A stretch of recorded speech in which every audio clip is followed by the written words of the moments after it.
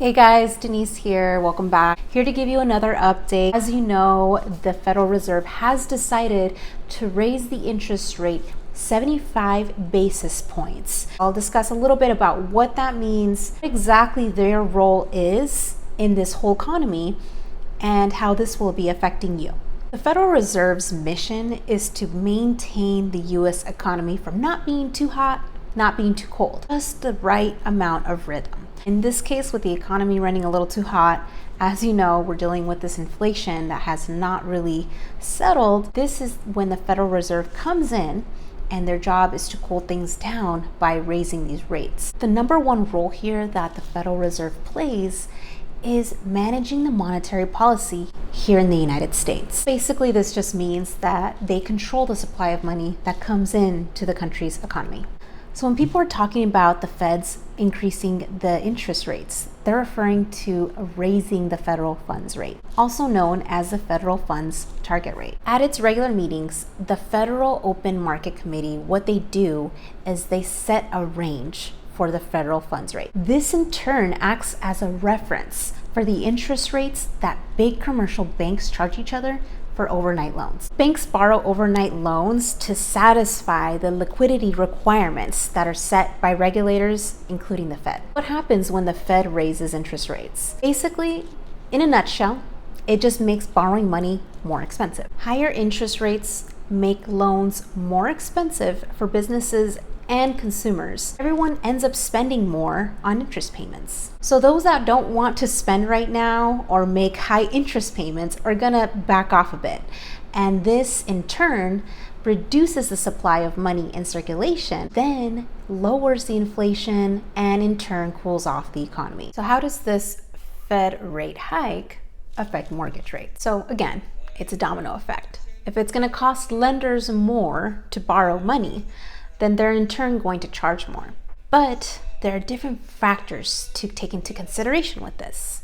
Mortgage rates can vary, and this will have a lot to do with the credit score, the loan amount, the amount of down payment, the type of loan, and the loan term, how long this loan will be. How does this affect buyers? As a buyer, it's gonna cost you more to buy a home. You're paying more now towards the interest versus towards the principal of your home. But talk to your lender about your options. Your purchasing power might have gone down, but just look at the whole budget, see what's making more sense for you, and talk to them about rate locks, the way to secure a current rate that you have and secure that till the close of the loan without anything changing your rate. Also, the possibility of buying down your rate. So if there's a rate that you're not too excited about, you can pay X amount just to reduce that rate and have a better payment. So a few things to talk to your lender about, and I'm sure they will bring that up with you too, but just so you keep in mind. How does this affect sellers? As a seller, you're seeing that there are buyers that are potentially waiting for a bit. They've either reduced their budget or completely stopped looking in general. So the expectations here are to change your mindset, not expect the crazy multiple offer scenario. Now is the time to strategically present your home and price it the proper way in appealing the right buyer to your home. What's the general outlook of the market right now?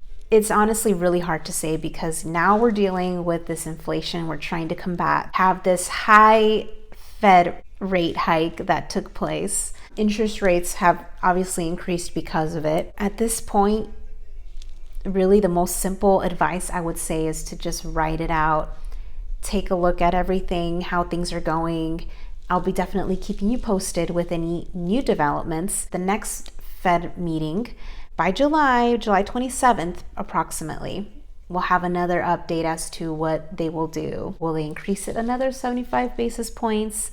Will they keep it on the steadier side? It's hard to say until we have further data to see how yesterday's meeting has impacted everything. Keep you posted. Thank you so much again for coming in, and any questions you have, please feel free to reach out, and I'll see you next time.